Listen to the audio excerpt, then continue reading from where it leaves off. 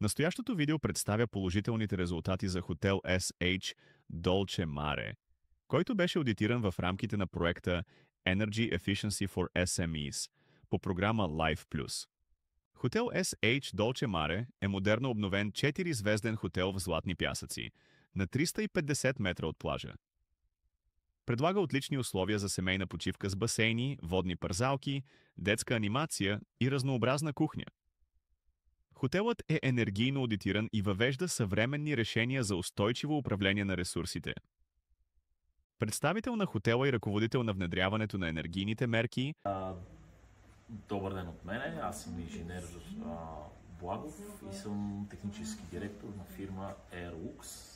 Ние правим ОВК инсталации, ФЕЦ инсталации и други енергийни системи. Внедрени мерки, стойност и възвръщаемост на инвестицията. Относно хотела SH Dolce Mare, известен хотел в района на Golden Sands, в град Варна, беше извършено обследване енергийно по Energy Efficiency for SMEs.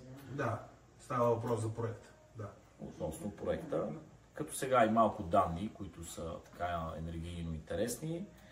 Относно спестяването от потребна енергия, горе-долу около 300 мегавата така на база годишна ще бъдат спестени, като имаме намаляване сериозно на CO2 емисии, около 240 тона.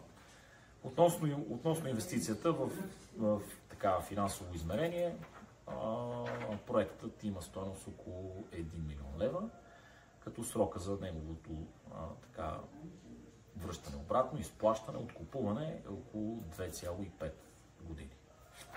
Дата на внедряване на мерките и обща информация. И няколко думи относно така обща информация. През месец март бяха пуснати охлаждащите агрегати, като самия ФЕЦ беше пуснат, стартиран през края на месец юни.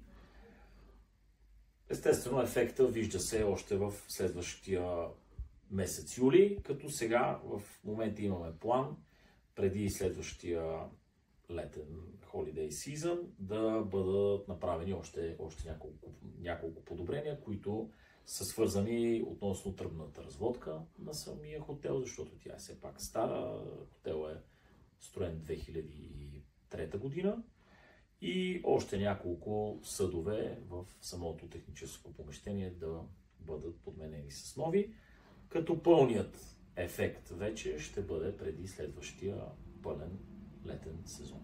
Благодаря ви. Благодарим. Благодаря ви за вниманието.